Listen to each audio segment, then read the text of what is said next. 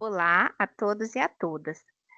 É com muita alegria que damos início a mais um momento especial da terceira semana de preceptoria do HU Fiscar, Ensinar e Cuidar nos Tempos Atuais. Neste momento, temos a honra de receber o Felipe Melo, que é psiquiatra e mestrando do Programa de Pós-Graduação em Gestão da Clínica da UFSCar, e também é preceptor voluntário no Programa de Residência Médica em Psiquiatria aqui da UFSCar. Felipe tem estudado a saúde mental e o bem-estar dos residentes durante a residência médica e nos convida a refletir sobre um tema que é cada vez mais urgente: ensinar e acolher ferramentas do preceptor frente aos desafios da saúde mental. Em um cenário que o cuidado vai além das competências técnicas, o preceptor é chamado a exercer também um papel de acolhimento, empatia e escuta qualificada. Nesta palestra, vamos discutir os caminhos, estratégias e ferramentas que fortalecem o preceptor na missão de ensinar, sem perder de vista a dimensão humana do cuidado. Sejam muitos bem-vindos e eu passo agora a palavra para você, Felipe. Muito obrigada. Obrigado, eu agradeço você, Letícia, agradeço todo o pessoal da UFSCar pelo convite para falar de um tema tão importante que eu gosto tanto, que eu acho tão importante, que é justamente a gente cuidar dos nossos alunos, dos nossos residentes, né?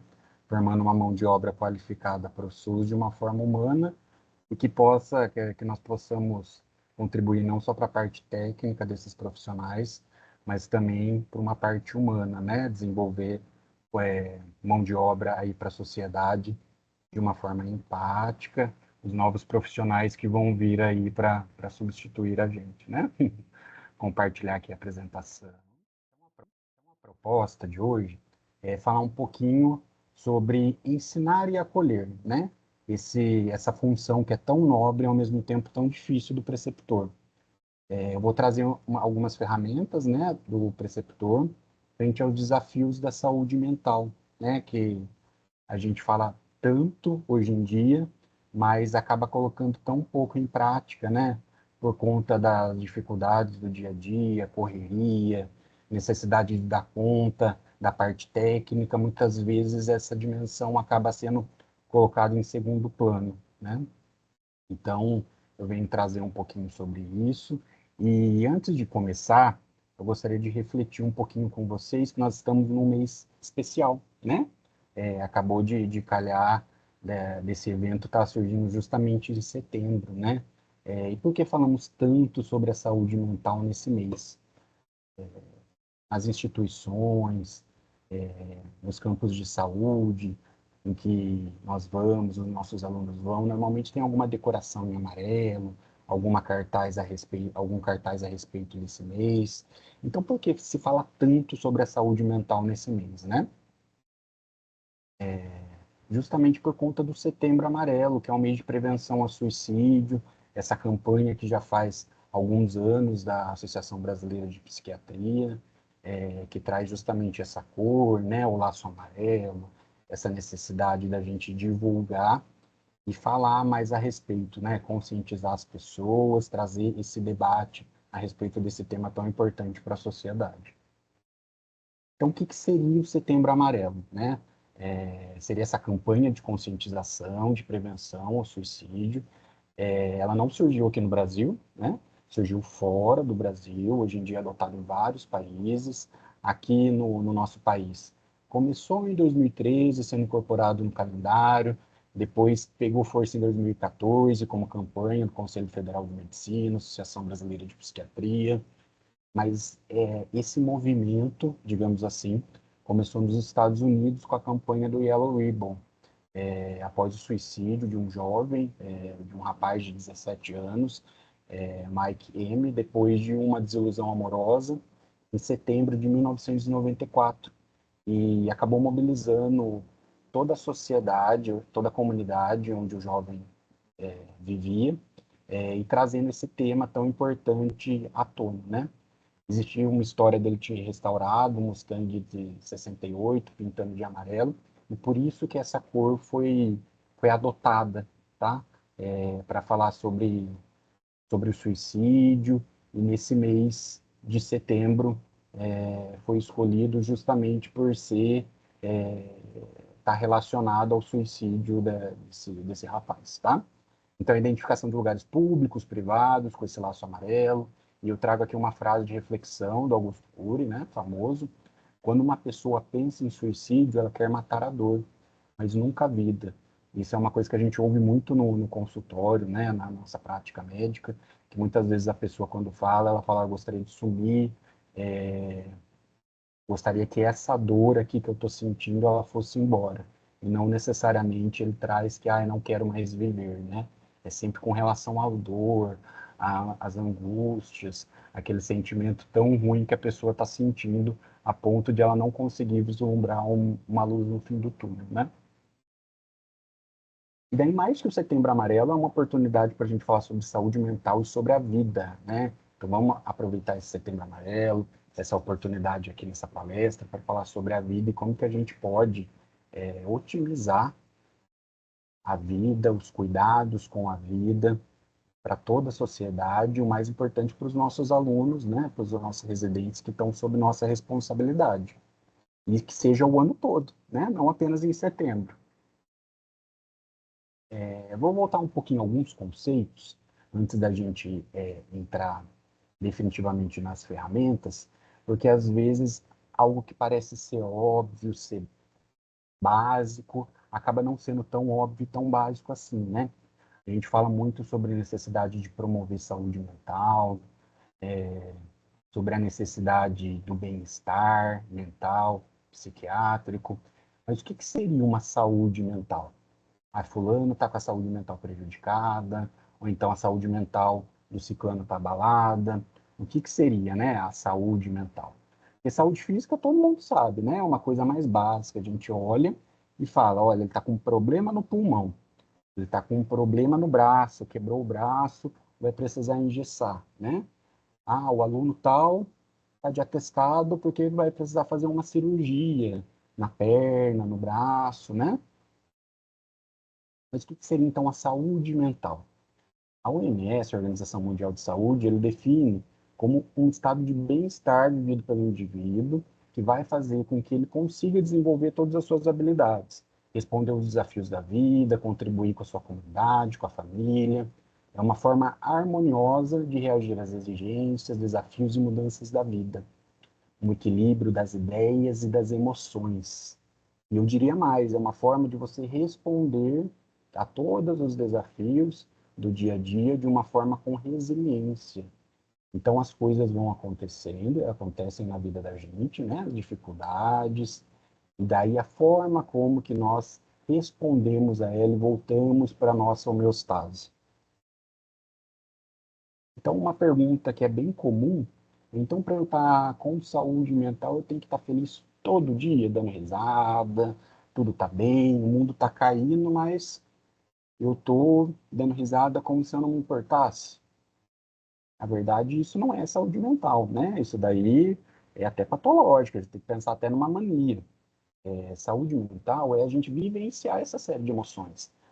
Boas, ruins, elas fazem parte da nossa vida, né? As coisas acontecem, acontece alguma fatalidade ou acontece alguma coisa, é normal sentir tristeza, raiva, frustração, mas é a forma como que a gente responde a essa tristeza, essa raiva, essa frustração, consiga ter resiliência e voltar para a nossa homeostase, né?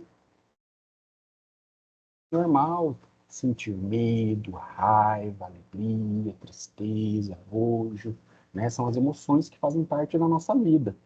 O importante é o que a gente faz com ela, e daí a saúde mental tem tudo a ver com isso, né?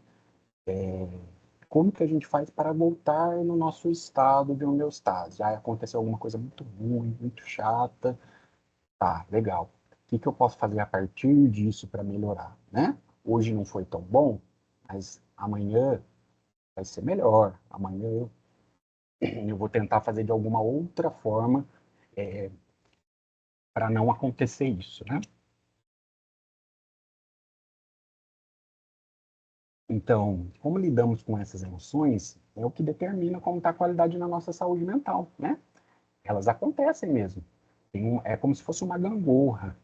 Tem um lado das coisas boas, ao outro lado das coisas não tão boas, e a forma como que a gente se equilibra, né? Às vezes pende para um lado, pende para o outro, mas a gente consegue se equilibrar e voltar para essa homeostase, que seria o meio termo, né?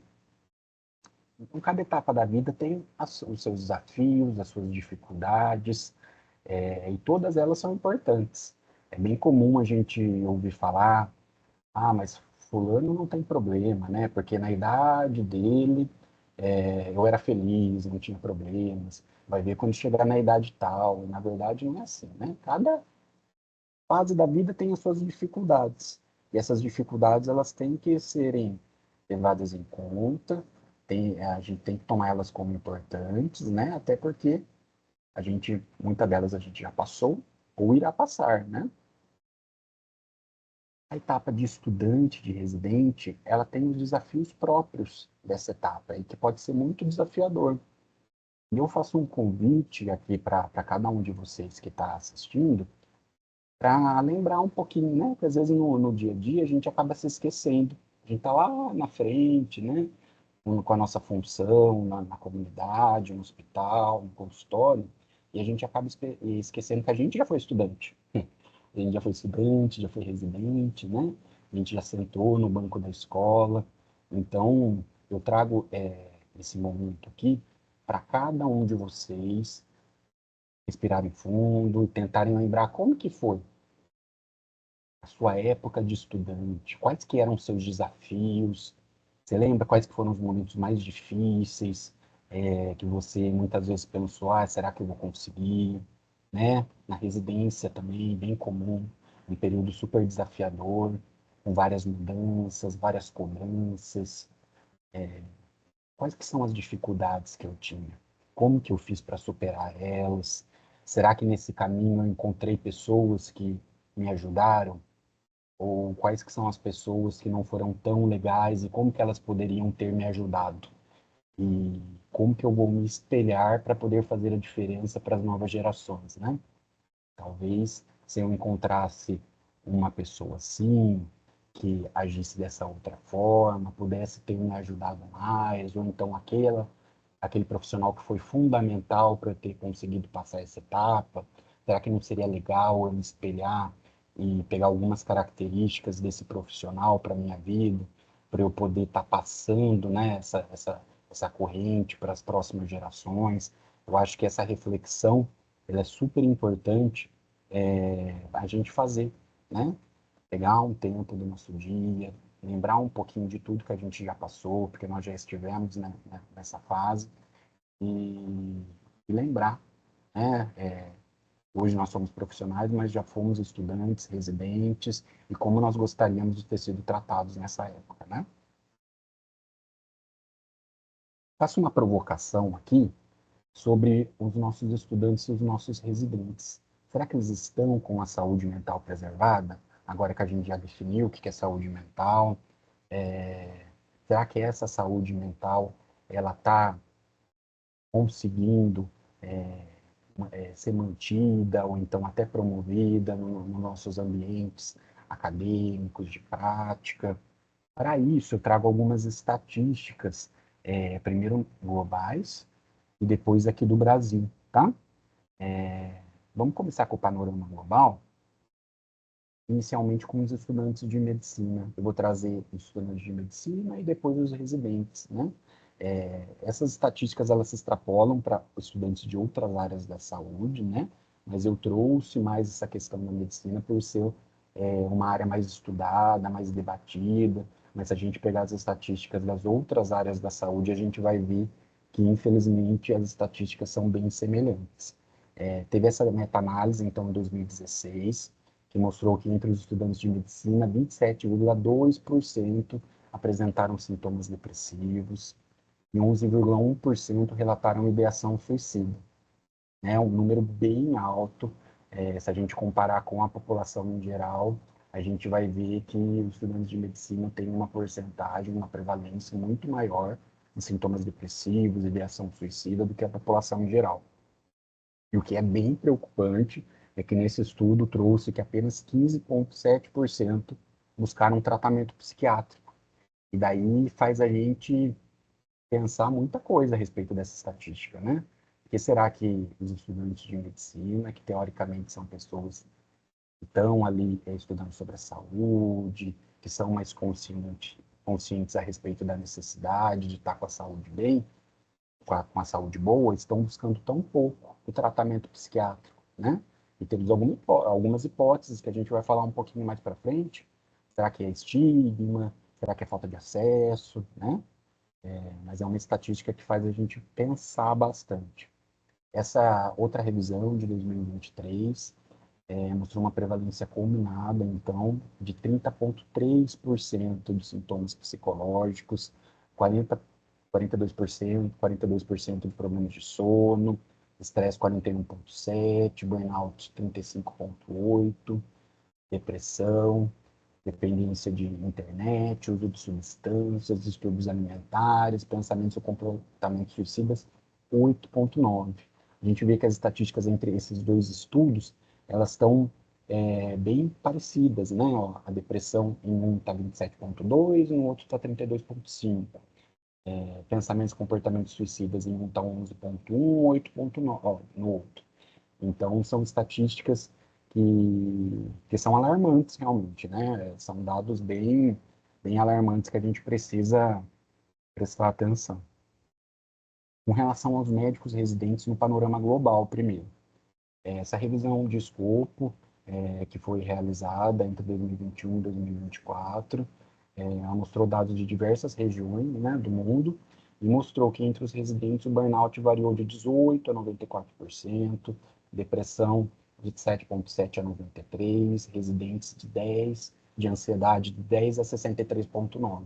A gente vê que é uma variação bem ampla, né, que mostra que várias questões, como o ambiente da residência, os apoios durante a residência, vão fazer com que essas estatísticas variem para menos ou para mais, né? Uma estatística e um estudo que eu recomendo fortemente ser lido de uma forma bem crítica é esse estudo aqui de 2025, super recente, né? Acabou de ser publicado nos Estados Unidos, que foi feita a estatística entre 2015 e 2021, e é um estudo até pesado. A gente lê esse estudo e a gente acaba até se sentindo mal, né, pelas estatísticas, porque mostra realmente que é uma situação de alarme, né? 161 residentes faleceram durante a residência médica entre 2015 e 2021. E desses 161, 29,2, 47 pessoas, né, 47 residentes faleceram por suicídio nos Estados Unidos entre essa fase. Então, é um número muito grande, né? Você pode até pensar, mas 47 pessoas, mas cada uma dessas 47 pessoas, cada um desses 47 residentes tinha uma família, tinha uma história, né? E pensar que cada um deles estava em sofrimento mental tão grande na residência médica a ponto de cometer suicídio é algo que a gente tem que levar em consideração e fazer com que a gente se conscientize sobre a saúde mental durante a residência médica. A realidade brasileira, então, a gente vê que as estatísticas do Brasil elas são bem mais raras, né, do que no mundo. É difícil a gente encontrar muitos estudos a respeito dessa temática. Lá fora, nos outros países, se fala muito mais, se estuda muito mais. As estatísticas aqui do Brasil elas não são tão poderosas, né? A gente não estuda tanto esses temas quanto deveria. Entre os estudantes de medicina, então, esse estudo multicêntrico de 2016, aqui do Brasil, mostrou, então, depressão em 41,3% entre os estudantes de medicina, ansiedade 81,7%, traços de ansiedade 85,6%. E o interessante desse estudo é que ele mostra que estudantes mulheres, bolsistas e aqueles em escolas situadas nas capitais apresentaram maior propensão a ter esses sintomas. depressivos e ansiosos, né? Um estudo bem legal também, realizado na Universidade Estadual de Campinas, na Unicamp, em 2017, entre 2017 e 2018, ele comparou tanto a questão ao longo da vida dos estudantes de medicina, esses sintomas psiquiátricos, mas também em 30 dias anteriores à pesquisa. E o mais importante, o que chama mais atenção, gente, é que nos 30 dias anteriores à pesquisa, 5% pensaram seriamente em morrer. E 1,5% não só pensavam, como planejaram efetivamente cometer suicídio. Então tinha um plano, né, um planejamento para tirar a própria vida. O que mostra, né, como que é importante a gente cuidar dos nossos alunos, estar atentos, né, para aqueles primeiros sintomas, sinais que podem chamar a nossa atenção. Os médicos residentes, então, do nosso país.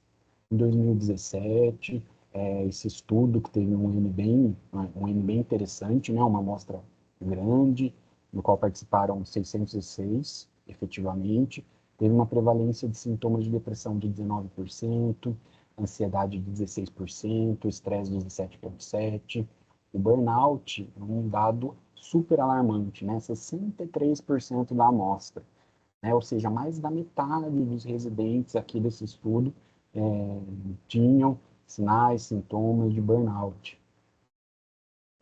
Um outro estudo sobre os residentes também, só que durante a pandemia, mostrou que esses dados eles explodiram, né? Ansiedade 52%, depressão 36%, vários estudos, né, durante a pandemia mostrou como que isso foi estressante.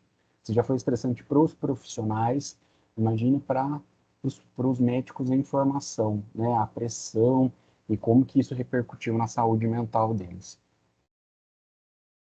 Então a gente trouxe essas estatísticas alarmantes, né, que mostram realmente que a necessidade da gente abordar essa parte de saúde mental entre estudantes, entre residentes. E daí qual o papel do preceptor neste cenário, né? Daí fala, nossa, mas são inúmeros os desafios de ser preceptor, e realmente é uma responsabilidade muito grande, né, da gente formar profissionais de saúde para a sociedade. A gente está dando o nosso aval, o nosso carimbo, como se estivesse realmente carimbando, né, dando a chancela e falando, não, essa pessoa, esse indivíduo, ela está pronto para ir para a sociedade para cuidar da nossa comunidade, para cuidar da minha mãe, para cuidar do meu pai, né?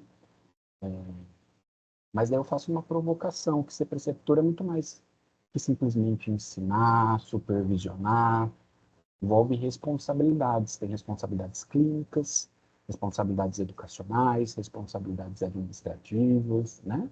Um cargo assim extremamente que demanda muito, extremamente importante, porque tem responsabilidade ao mesmo tempo de garantir a segurança do paciente.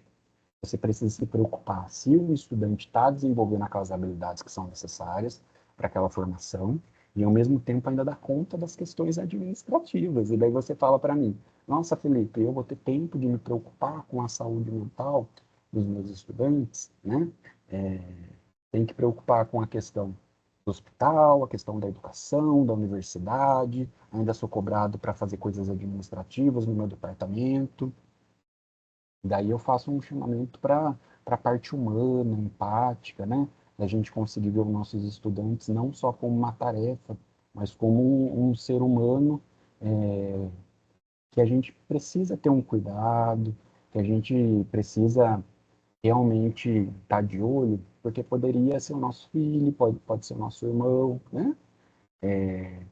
A partir do momento que a gente tira um estudante da casa dele, da família, da comunidade e aceita ele na nossa universidade, a gente tem uma responsabilidade com ele, né? E essa responsabilidade não é só das 7 da manhã às 5 da tarde, né? Ou das 7 da manhã até que horas que vai o estágio ou a residência. A gente acaba tirando ele da família, do conforto, né? De pessoas que amam ele, trazendo ele para a nossa comunidade, para a gente ensinar, né? E daí eu faço esse convite de ensinar e cuidar, né? Por mais que sejam que a tarefa do preceptor é extremamente desafiadora, Daí eu faço até um elogio aqui, né? Ser preceptor não é para qualquer um, né? Então não seria qualquer pessoa que aceitaria ser preceptor, justamente por causa dessa gama, né, de funções, de desafios. A gente sabe que muitas vezes não é tão bem remunerado, né, em comparação com outras funções na sociedade. Então, tenho certeza que cada um de vocês que estão vendo essa palestra, apesar de estarem super atarefados com essas atividades clínicas, educacionais, administrativas, também são seres humanos que estão aptos a estarem não só ensinando tecnicamente, como cuidando de uma forma humana e empática. Isso eu tenho certeza. Senão não teria aceitado, né, essa função tão nobre que é ser preceptor. Então, como que o preceptor pode estar fazendo essa questão de cuidar dos estudantes e dos residentes? Inicialmente, tem que cuidar da própria saúde física e mental, né? A gente tem que olhar para a gente, inicialmente, pensar, será que eu estou bem?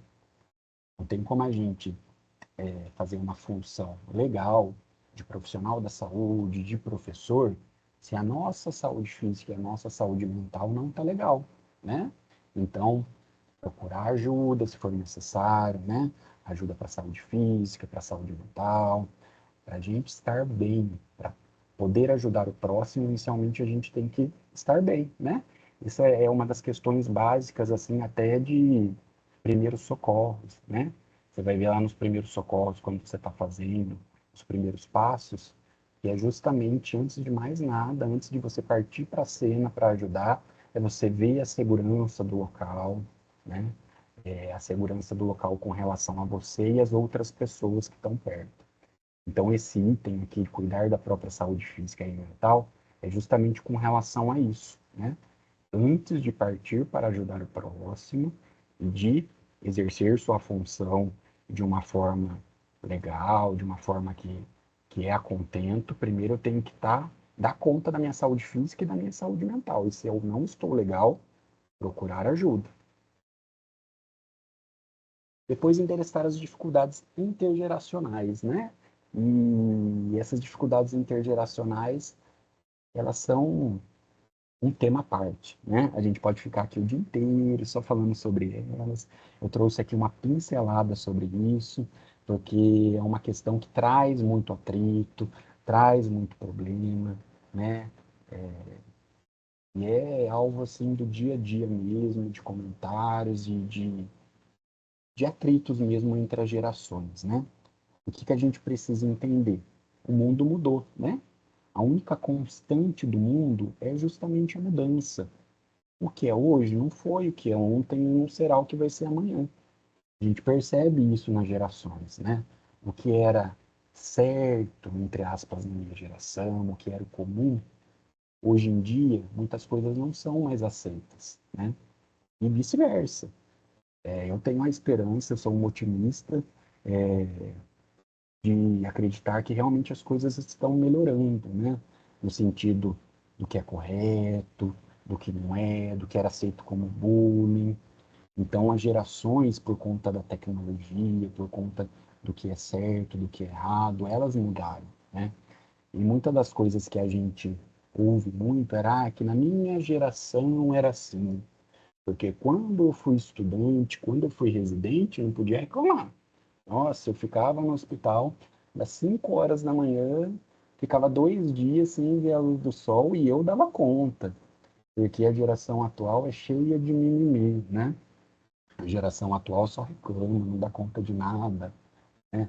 Será que essas afirmativas, elas são afirmativas justas? Será que você ter ficado então no hospital 2, 3 dias na sua geração foi algo legal? Ou foi algo correto, né? Então, são indagações que eu trago aqui para a gente não ficar simplesmente estigmatizando uma geração contra outra, né? As coisas mudam, as pessoas mudam, né? A gente está num mundo melhor e eu sou otimista de falar que cada dia vai ficar cada vez melhor, né? Para a gente justamente pensar de fazer um ambiente cada vez melhor para as futuras gerações. Se na minha geração não estava legal e eu tive que passar por isso, Eu não vou querer que a próxima geração tenha que passar pelas mesmas dificuldades, né? Isso daí é questão de empatia, de amor pelo próximo. Aí eu passei por isso, então fulano tem que passar, né? Será que é assim que a gente quer formar as novas gerações com esse grau de ressentimento, de dificuldades? Será? E daí eu faço uma indagação bem profunda aqui, que para formar um profissional de saúde competente, eticamente e tecnicamente, ele precisa sofrer, né? Será que o aprendizado tem que vir com sofrimento? Ou o aprendizado pode vir de uma forma calma, tranquila, que tenha felicidade, que possa formar pontes sadias entre as gerações? Nesse slide aqui, eu trago alguns pontos de atrito entre as gerações que a gente precisa se atentar, tá? E que normalmente são fonte de bastante atrito, né? Primeiro, a diferença de valores e de prioridades, né? Ah, porque na minha época isso era uma coisa de valor. O residente ficar, então, 5 dias do hospital sem reclamar é porque ele era um residente bom, né? E é a mesma coisa de prioridades. Aí ficar o dia inteiro lá, sem fazer atividade física, sem cuidar da saúde mental, isso era o mais importante para minha formação. Naquela época, será que hoje é assim? Né? O que que a gente valoriza, o que que a gente tem como prioridade hoje, que antigamente não tinha, e vice-versa. Segundo ponto, estilos de comunicação diferentes, né?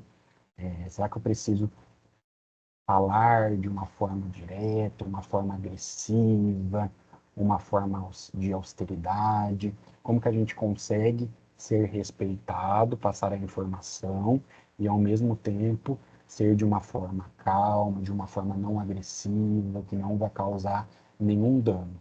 Então, estilos de comunicação diferentes. Eu costumo brincar e falar que a gente pode falar o que a gente quiser, mas existem formas da gente falar, né? E a gente vai ver que uma das ferramentas que eu vou trazer hoje tem tudo a ver com esse item aqui, de estilo de comunicação diferentes. Outro item é o uso de tecnologia, né? As novas gerações dão de 10 a 0, né? Elas já nascem nesse mundo tecnológico, já nascem sabendo fazer as coisas de uma forma muito melhor. E por que não juntar, né, as forças entre as gerações para a gente conseguir aprender?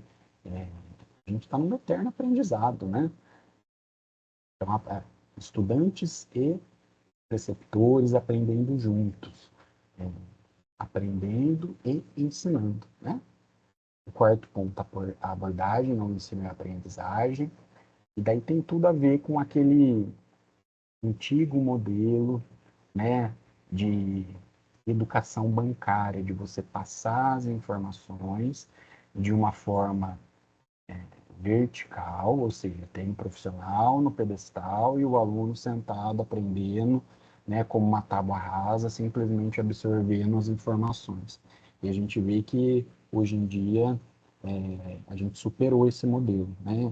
Hoje em dia o modelo é muito mais dinâmico, tem aí as ferramentas de aprendizado, de forma ativa. A gente vê que ao mesmo tempo que estamos ensinando, também estamos aprendendo, e o aprendizado não tem fim. O quinto item, então, atitudes frente ao trabalho, a vida pessoal, o que é qualidade de vida, o que não é, como que a gente se relaciona com o trabalho, entre as pessoas. Isso também muda conforme as gerações vão passando. É importante a gente respeitar que as pessoas são diferentes, as gerações são diferentes, né? Os tempos mudam. E a resistência à mudança, né? Tudo que é novo, que traz mudança, traz medo. Mas é importante a gente, enquanto profissional de saúde, enquanto preceptor, a gente enfrentar essas mudanças, pedir ajuda quando for necessário, né? Mas é importante a gente identificar inicialmente essa resistência e pensar em que a gente pode fazer para conseguir superar elas. Então, existem ferramentas que podem ajudar o preceptor. Então, a gente definiu inicialmente que existe um problema de saúde mental entre os estudantes e os residentes. A gente definiu também o papel, esse papel tão importante, ao mesmo tempo tão desafiador do preceptor. E quais são as ferramentas que a gente pode estar lançando mão para ajudar? Eu trouxe algumas aqui para vocês, mas antes disso, eu quero deixar claro que o mais importante é trazer as orientações aos estudantes, né, de como pedir ajuda. Tá acessível para conversar é o mais importante, né? Indicar profissionais de saúde-chave na própria instituição, seja na universidade, seja nos cenários de prática. O importante é sempre ter aquela pessoa, né, chave ali no ambiente acadêmico, que as pessoas podem acessar e podem trazer essas dificuldades. Né? E você, enquanto preceptor, estar acessível para conversar com relação a isso, já é meio caminho andado. Né? Você dá essa abertura, falar, coisa simples mesmo. Vocês estão bem, né? Como que está a vida de vocês? Como que eu posso estar ajudando? Como que está o estágio? Como que está as atividades, né, de formação? Como que está sendo para vocês? Essa simples abertura, que pode parecer boba, né? Pode parecer uma coisa tão simples. A gente vê que muitos profissionais, muitos preceptores, eles não dão essa abertura. E acaba sendo aquela coisa engessada, aquela coisa de autoridade mesmo, né? Uma autoridade até um pouco inacessível às vezes. Então, você dá essa abertura, já é meio caminho andado, tá? Identificar também as unidades básicas de saúde, os prontos de atendimento, SAMU, CAPS. Lembrando que a gente tirou esse estudante, esse residente da comunidade dele, trouxe para a nossa comunidade, né? Então a gente tem que inserir ele não só na universidade, mas também trazer os pontos de referência caso ele precise de ajuda. Daí, outras orientações aos estudantes, por exemplo, o Centro de Valorização da Vida, né? Mecanismos que ele pode estar utilizando em caso de emergência, em caso de algum sofrimento agudo. É importante a gente trazer, mostrar que isso existe e que pode ser utilizado e outras ferramentas também na nossa comunidade, os CAPs de referência, as unidades de saúde, os usuários chaves da universidade, do cenário de prática. Daí eu trouxe algumas ferramentas, né, bem práticas, coisas bem realmente assim, de formulário, coisas para serem utilizadas mesmo que sejam rápidas, práticas, mas que tragam um retorno, né? Que a gente sabe que no dia a dia é aquela loucura. Loucura de paciente, de estudante, tarefas administrativas. Então, como que eu posso colocar em prática tudo isso de uma forma simples? A primeira ferramenta é esse feedback estruturado e regular, né? A gente pode fazer esse feedback e tá dando abertura também para aquilo que eu falei que era importante, no sentido de se colocar à disposição, de fazer essa abertura justamente para conseguir trazer também essas questões de saúde mental. O uso de feedback estruturado e contínuo, então, ele é apontado pelas referências, né, na literatura científica como um dos principais recursos para superar aquelas diferenças intergeracionais que a gente mencionou. Importante um feedback contínuo, construtivo, para ajudar a perceber os progressos. Com isso, dessa forma sendo contínua, construtiva, ajudando realmente a melhorar essa evolução acadêmica do indivíduo, a gente consegue reduzir a ansiedade, aumentar a autoconfiança, fazer aquela abertura que eu falei, de você estar à disposição. Isso acaba reduzindo os sintomas de ansiedade do aluno. As sessões de supervisão regulares, você estar à disposição, fazer o feedback contínuo, supervisionar regularmente, sempre de uma forma aberta, vai fazer com que você vai identificar esses sinais precoces de estresse, burnout, transtornos emocionais, porque você vai conhecer o seu aluno, né? Você não vai estar lá simplesmente para supervisionar de uma forma técnica. Né? Você vai estar ali para conhecer o seu aluno e tentar fazer com que ele progrida enquanto profissional, enquanto ser humano. Existem várias ferramentas de feedback, né? Tem o SBI, Situation Behavior Impact, tem esse Boost, que é bem famoso, Feedback 360. Eu trouxe aqui para gente um bem simples, que é o Pendleton, mas é esse feedback adaptado para o apoio emocional. O que seria, então, esse feedback? Eu fiz um modelinho específico para preencher mesmo, que eu vou deixar para a coordenação aqui do simpósio, para estar fazendo de acesso para vocês, que é bem simples, é uma página de preenchimento, para realmente ser uma ferramenta simples, prática, fácil, mas basicamente o que, que esse documento traz? Ele traz alguns itens, e daí eu sugiro que acrescente um de apoio emocional. Então, o primeiro item durante esse feedback é perguntar para o estudante ou residente, né, para o aprendiz de uma forma geral, como que foi, né? Você acha que foi bem durante essa atividade? O que que você achou que você fez que foi positivo? Como que foi o desenvolvimento dessa prática? E daí dá abertura, né? Uma pergunta aberta, uma pergunta que a gente fala que é uma pergunta propiciadora, propicia que a conversa se inicie.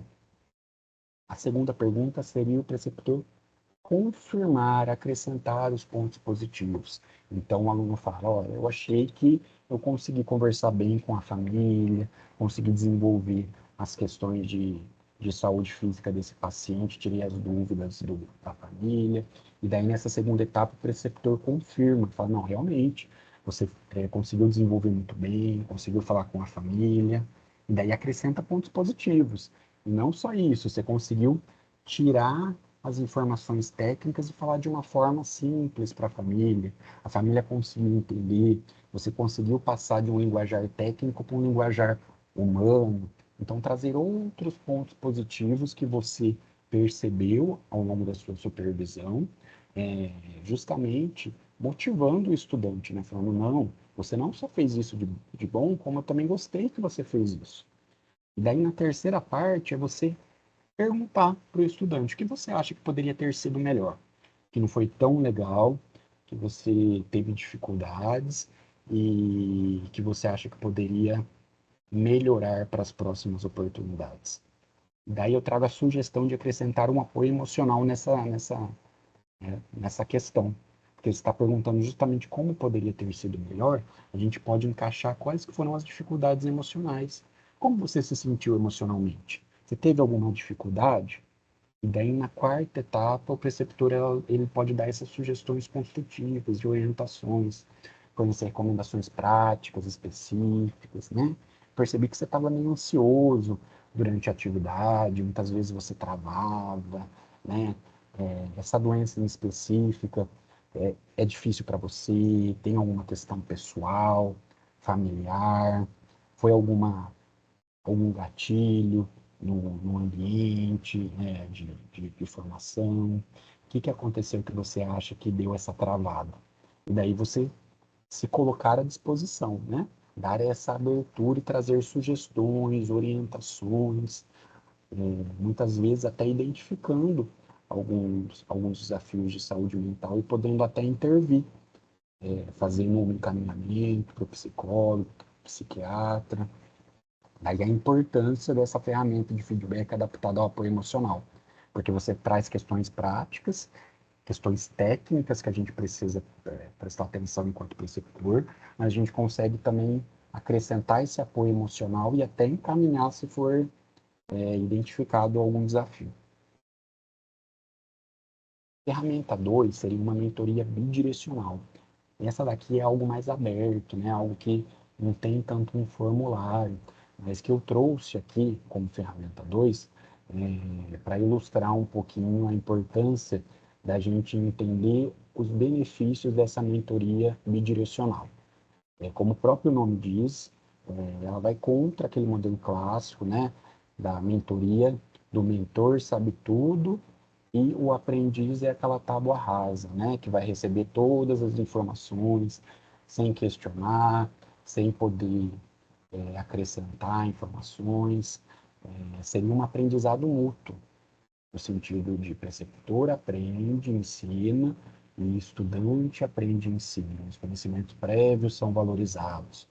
A troca de experiências, o feedback contínuo, a flexibilidade, né? Então a gente sai daquele modelo clássico unidirecional, engessado, onde o mentor passa as informações, o estudante recebe as informações sem muita flexibilidade, né? Aqui não. Aqui existe um feedback contínuo, uma abertura contínua, e que daí vai muito além só dos aspectos técnicos. A gente valoriza também aspectos emocionais, de dificuldades durante a, as práticas em saúde, né? O que é difícil para um pode não ser difícil para outro. Uma experiência que um está vendo, o outro pode não estar conseguindo ter essa visualização, e às vezes você trazendo nessa mentoria acaba ampliando o horizonte do aprendiz e do mentor, vice-versa, né? Vou abordar itens sobre desenvolvimento de carreira, apoio psicossocial, modelo de papéis, né? Quais são os papéis que a gente quer se espelhar e quais são os papéis que a gente vê que não é tão legal e que são papéis que a gente tem que evitar, né? A cópia. Vai muito daquilo que eu falei, né? Daquele momento de reflexão, enquanto a gente, no nosso papel de estudante, de residente que a gente foi um dia, quais são os papéis que a gente não gostaria de copiar, né? Que não foi tão legal. E quais são os papéis, os modelos que foram importantes para a nossa carreira e que a gente gostaria de poder copiar no bom sentido, né? De poder valorizar e de poder se inspirar.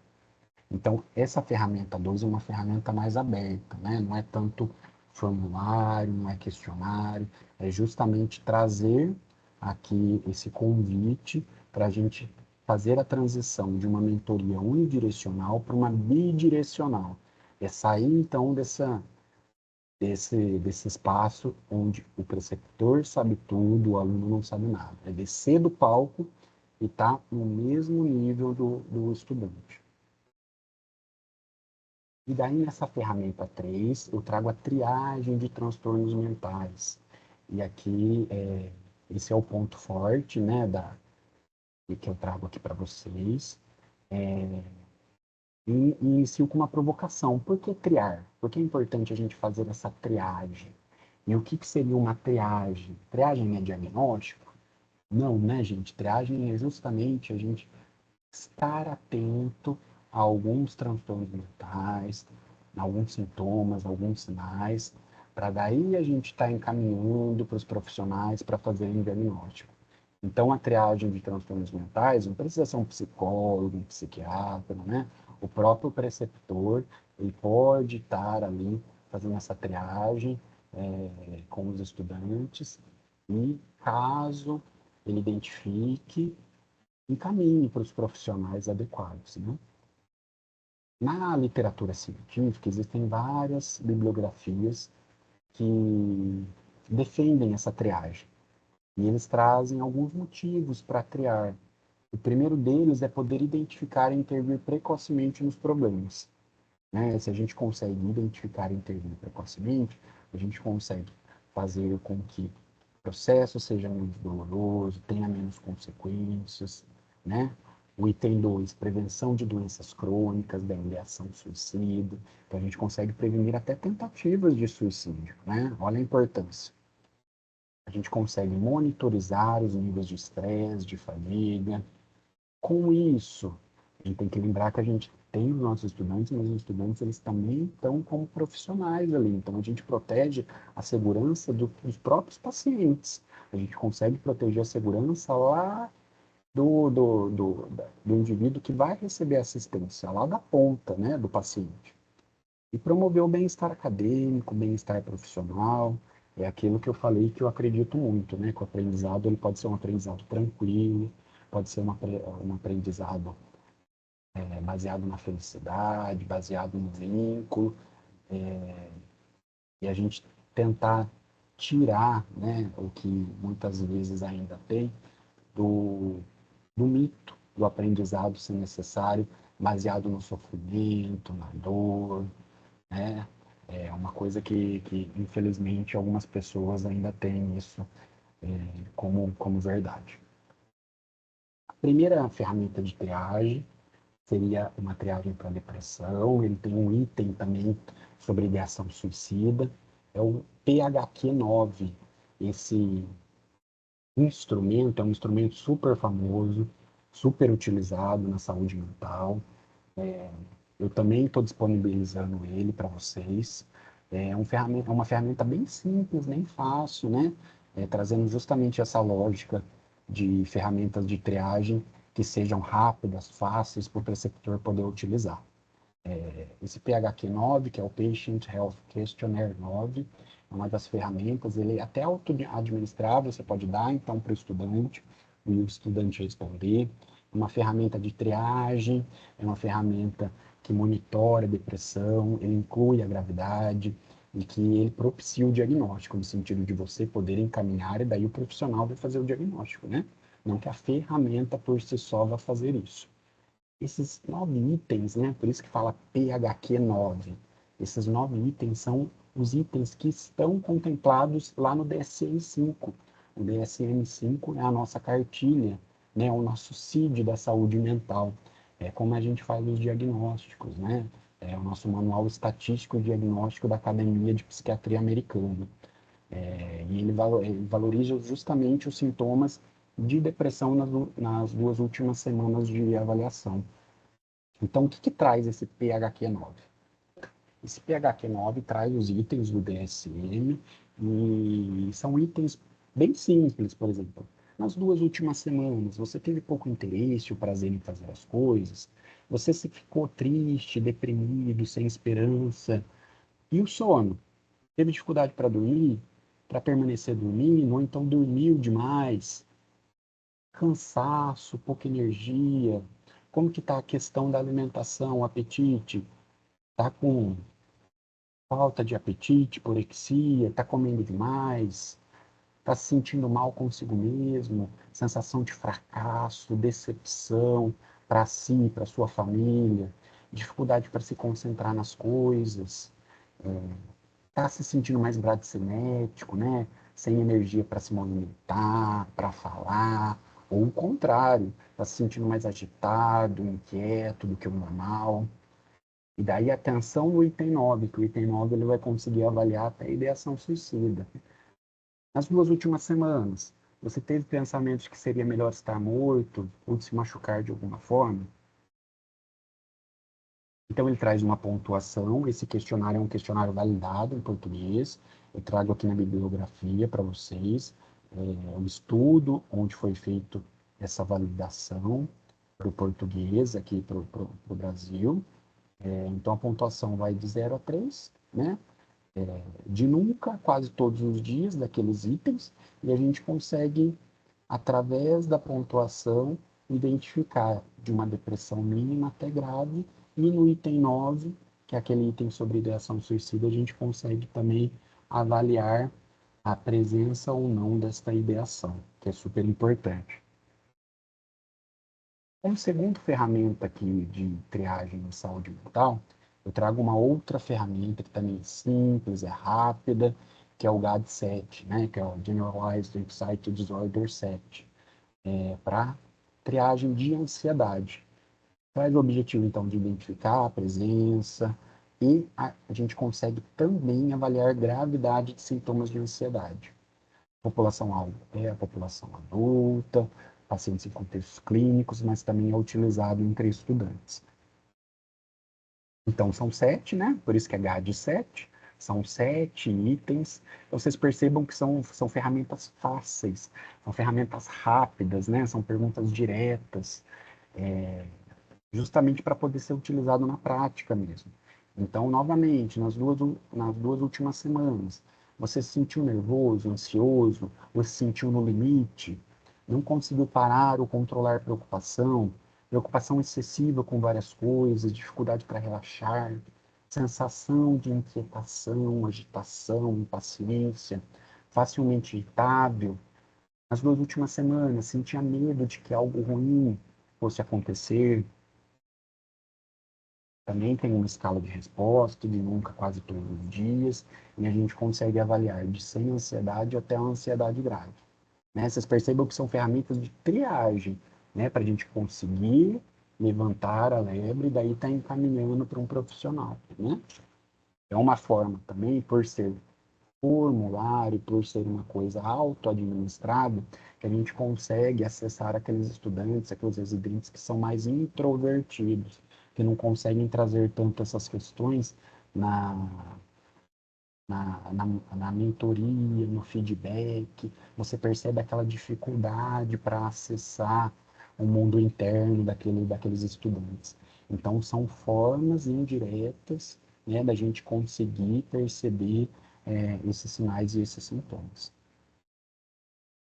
E a última ferramenta de triagem que eu trago é essa triagem de estresse e burnout, no Maslach Burnout Inventory, que é super famoso, tem várias versões, tem uma versão que é específica para profissionais de saúde e estudantes de medicina. É, ele é também rápido, não é uma coisa que demora horas para fazer. Ele é composto um pouquinho mais de itens, 22 itens, porque ele é separado justamente nos itens do burnout, né? A gente sabe que o burnout é uma tríade de exaustão emocional, despersonalização, realização profissional reduzida. Então, ele avalia item por item dessa tríade que é o burnout, né? A gente consegue identificar através dessa triagem se o profissional ou o estudante está tendo burnout, mais por conta do exaustão emocional, mais com sintomas de despersonalização, mais de realização profissional reduzida. E por que é importante a gente avaliar dimensão por dimensão? Porque a gente consegue intervir diretamente em cada uma delas, né? Será que esse estudante está com burnout por exaustão emocional, né? Então, a gente precisa, por exemplo, esse estágio ou esse cenário de prática está dando gatilho, ou então ele está sofrendo alguma forma de bullying, ou então a carga emocional está muito pesada, né? A equipe não está tão legal para lidar com os estudantes. Será que eu preciso mudar esse estágio de alguma forma? Então, não. O profissional, o estudante está sofrendo burnout, o profissional, né, o residente, por conta de despersonalização, né? Ele está se sentindo distante com relação a pacientes, a clientes, usuários, não está se sentindo enquanto persona mesmo, né? Então, está tendo atitudes cínicas, distantes, impessoais. Será que eu preciso fazer uma investigação psiquiátrica, psicológica, ou então não, esse estudante está tendo um burnout por realização profissional reduzida, ele está tão cansado que está trazendo questões de ineficácia, incompetência, muitas vezes está até se questionando com relação à escolha profissional, né? Às vezes, uma licença, um afastamento, a gente consegue evitar que esse profissional até desista, né? Esse estudante até desista do curso, desista da residência. Então, essa ferramenta é muito importante porque a gente consegue avaliar qual dimensão que está sendo mais afetada pelo burnout, e daí a gente consegue ir diretamente nessa dimensão para tentar intervir. Então, ele também é validado, os três questionários que eu trouxe aqui, vou disponibilizar eles para vocês em PDF. Todos eles são validados para o português para o Brasil, então pode utilizar, que tem evidência científica no nosso país. O Maslach Burnout Inventory, que é esse do estresse do burnout, ele também vai variar de uma pontuação de nunca para todos os dias. Como eu disse, ele avalia todas essas outras dimensões. E como que a gente avalia? Como a gente interpreta? Então, nas dimensões de exaustão emocional e despersonalização, quanto maior o valor que der, maior é o burnout. Enquanto a realização profissional, se o score é muito baixo, daí a gente interpreta como alto burnout. Então, são itens, né? Por isso que são 22, a gente separa por dimensões, né?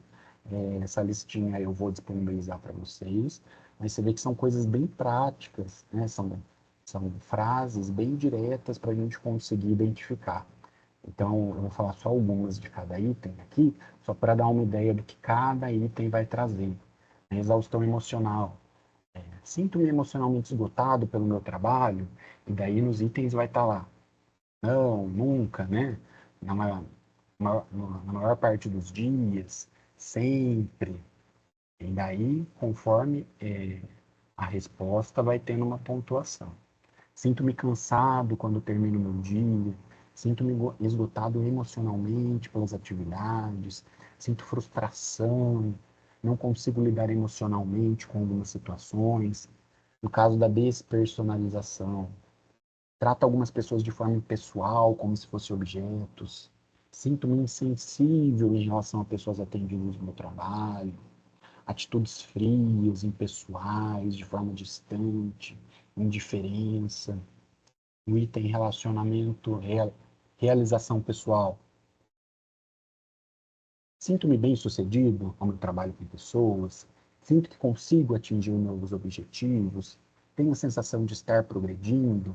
Você vê que são itens assim positivos, né? Então, por isso que quanto menor o item, maior a realização pessoal, e o contrário na despersonalização e na exaustão, né? Quanto maior, daí maior seria o burnout. É o contrário, né? Esse último item.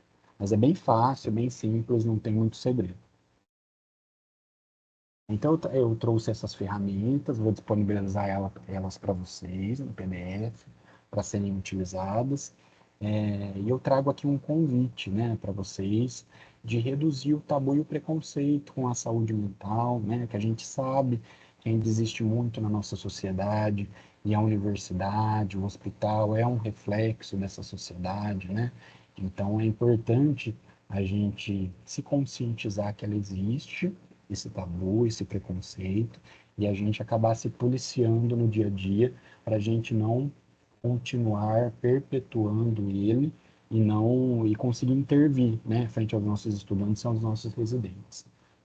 E trago uma provocação aqui, ó. Se um estudante, um residente, quebra um braço, possui algum problema de saúde físico, tá com pneumonia, tá com dengue, por isso que ele está afastado e visto de forma natural, porque os transtornos mentais muitas vezes acabam não sendo, né? Eles precisam ser encarados sem preconceito, né? Também é um problema de saúde.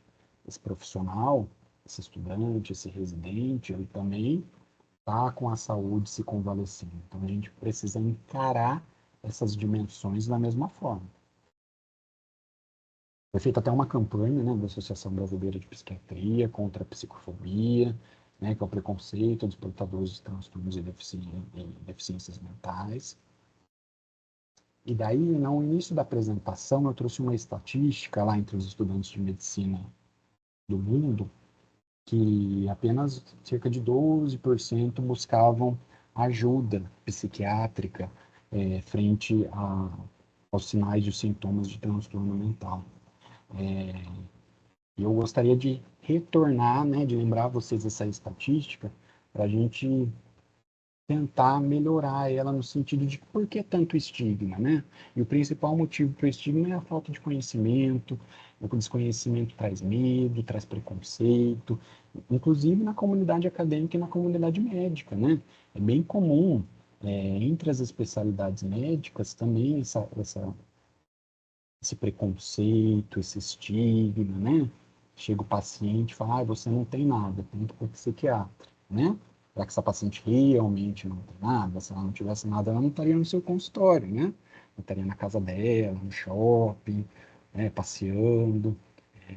Então, a forma como que a gente entende a saúde, né? Esse não ter nada, a gente acaba trazendo para a comunidade acadêmica e para a comunidade médica. E a gente precisa combater isso, né? Existe um estigma muito forte no sentido de, então a pessoa tem um problema psicológico, um problema psiquiátrico, então ela não serve para ser médico, ela não serve para ser residente, ela não serve para ser enfermeiro, né? Ela não serve para ser um profissional de saúde, sendo que a maior parte das pessoas, em algum momento da vida, vai enfrentar, seja ela ou alguma pessoa que ela conhece, algum problema de saúde mental. Então a gente precisa combater esse estigma, né? Você pode estar passando por um problema de saúde mental agora e pode sim ser um profissional da saúde de forma maravilhosa, um profissional que vai fazer a diferença, né? Então, a gente tentar desmistificar isso, né, entre os estudantes e entre a comunidade acadêmica e médica também, tá? Que a gente vê ainda muito essa questão desse estigma, né? Ah, fulano não serve, fulano tem tal problema, fulano é depressivo, tem um transtorno de saúde mental tal, não serve para ser profissional de saúde. Infelizmente, a gente ouve muito essa besteira ainda, e eu quero trazer aqui esse pedido, esse recado para vocês, para a gente tentar desestigmatizar e tirar essa bobagem, esse preconceito que infelizmente a gente ouve muito, tá? Então, uma última mensagem aqui, que a gente tem que ter uma responsabilidade com os nossos aprendizes, com os nossos educandos, né? De uma forma humana, de uma forma empática. O estudante e o residente pode ser para a gente um estudante e um residente, mas é o filho de alguém, é o irmão de alguém, é amado pela sua família, sai da sua comunidade, sai do seu estado, da sua cidade e vem para a nossa universidade, para o nosso cenário de prática para estudar. E é nossa responsabilidade, sim, cuidar deles, tá? Não só das 7 da manhã às 5 da tarde, como que muitas pessoas acreditam, né? É uma responsabilidade humana, muito mais do que uma responsabilidade do papel, né? Da função ali do qual você se incumbe na hora de assinar e de exercer o cargo. É uma responsabilidade humana com o próximo mesmo, né? Pensar, poxa, essa pessoa, ele é amado pela família dele, né? Então, vamos pensar nela não só como um estudante, como um residente. Então, além de ensinar, vamos cuidar, promover um ambiente saudável, com empatia, reforçando vínculos, que seja que a gente consiga ser rigoroso, sim, né? Ninguém está falando aqui que a gente precisa, então, não ser rigoroso com prazos, com tarefas, com a parte técnica, mas que a gente consiga ser rigoroso, com empatia, de uma forma humana, né? De uma forma que a gente seja flexível e consiga passar a parte técnica, mas de uma forma humana, a gente consiga formar então profissionais para a saúde, que é a lei de diretrizes, né? A lei do SUS justamente traz essa necessidade da gente formar profissionais, né? Mão de obra técnica para o SUS, mas de uma forma humana, não apenas é, visualizando a parte técnica, tá? Então, aqui as referências bibliográficas, é, que eu vou estar disponibilizando isso para vocês também, caso alguém tenha interesse em estar vendo algum daqueles estudos que eu trouxe. E uma última frase aqui é que na educação a empatia é a luz que ilumina o caminho do aprendizado, tornando não apenas um processo intelectual, mas uma jornada de compreensão e respeito mútuo. Então, quero agradecer novamente o convite, deixo o meu e-mail aqui embaixo, caso alguém queira entrar em contato, e agradecer realmente e deixar essas pequenas sementes aí de provocação para que a gente consiga refletir no nosso dia a dia e conseguir melhorar a nossa prática, tá? Muito obrigado. Muito obrigada, acho que esse é um tema bastante importante e para nós foi, bastante significativo você ter aceitado a dar essa palavra com a gente e compor, né, esse encontro nosso com os preceptores. Muito obrigada, viu. Em nome da terceira semana de preceptoria e do HU, quero deixar o nosso agradecimento para você e o convite para você vir conhecer o HU e conhecer nossos cenários de ensino aqui também, tá bom? Muito obrigada e tudo de bom para você.